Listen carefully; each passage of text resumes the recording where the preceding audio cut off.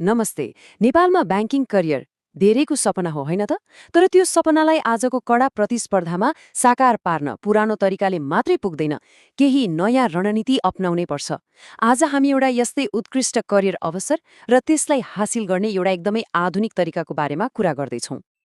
ल, त्यसो भए आज हामी के कुरा गर्छौँ त? हामी 6वटा चरणमा अघि बढ्छौँ।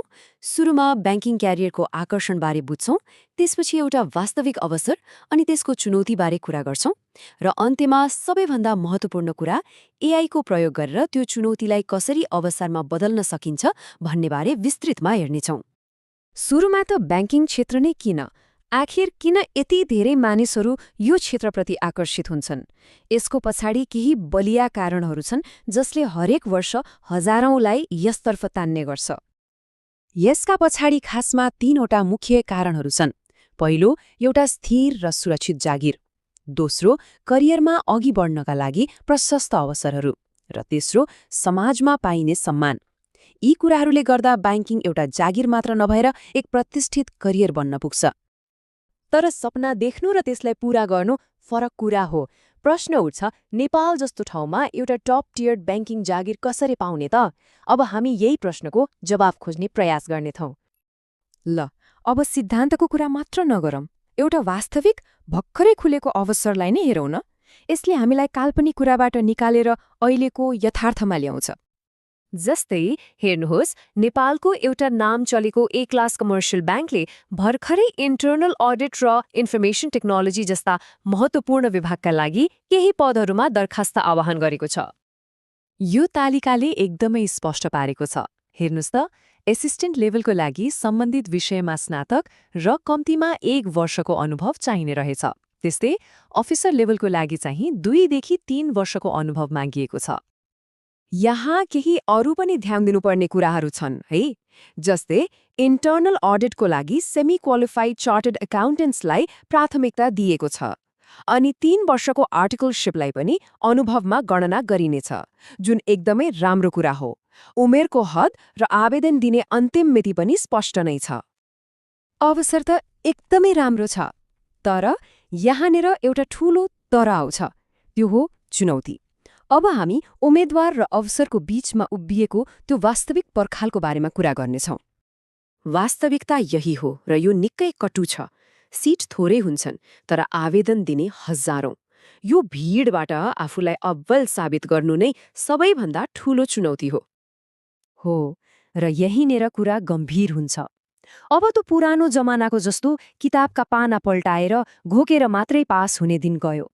आजको प्रतिस्पर्धामा टिक्नको लागि एउटा नयाँ र स्मार्ट रणनीति चाहिन्छ। त्यसो भए समाधान के त? अब हामी त्यही आधुनिक समाधानको बारेमा कुरा गर्दैछौँ, जसले अघि भनेको त्यो ठूलो चुनौतीलाई पार गर्न मद्दत गर्न सक्छ। एकदमै सरल भाषामा भन्नुपर्दा यो भनेको एआईलाई आफ्नो 24 घण्टा खट्ने पर्सनल ट्युटर बनाउनु जस्तै हो।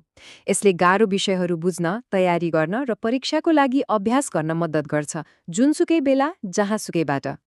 यो भनेको के हो भने, यदि सही तरिकाले प्रयोग गर्ने हो भने एआई केवल एउटा उपकरण मात्र रहँदैन, यो प्रतिस्पर्धामा अरूभन्दा एक कदम अगाडि बढ्नको लागि एउटा गोप्य हतियार बन्न सक्छ।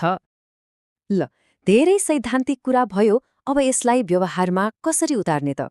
आउनुहोस् केही ठोस चरणहरू हेरौँ जसलाई सजिलै पछ्याउन सकिन्छ। पहिलो र सबैभन्दा महत्त्वपूर्ण कदम स्मार्ट तरिकाले पढ्ने। सबै कुरा घोक्नुभन्दा एआईलाई सिलेबस र पुराना प्रश्नपत्रहरू दिएर विश्लेषण गर्न लगाउने।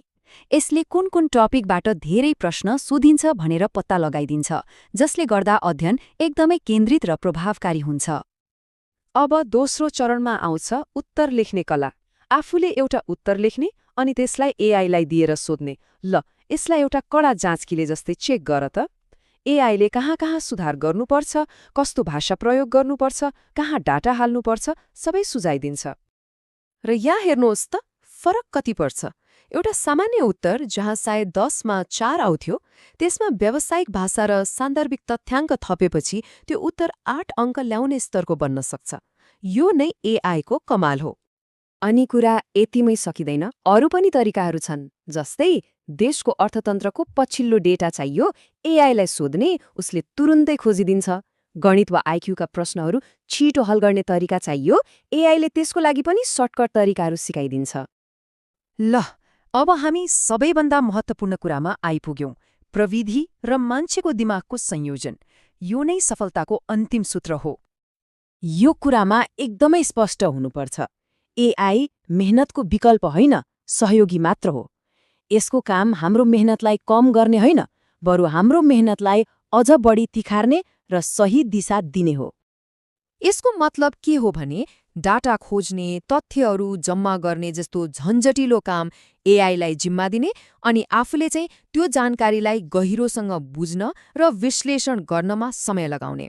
यसले अध्ययनलाई निकै प्रभावकारी बनाउँछ। तर यो कुरा पनि बिर्सिनु हुँदैन, एआई एउटा शक्तिशाली औजार त हो, तर यो कुनै जादुको छडी होइन। अन्त्यमा परीक्षा हलमा गएर लेख्ने त आफैले हो, त्यसैले मेहनत त गर्नै पर्छ।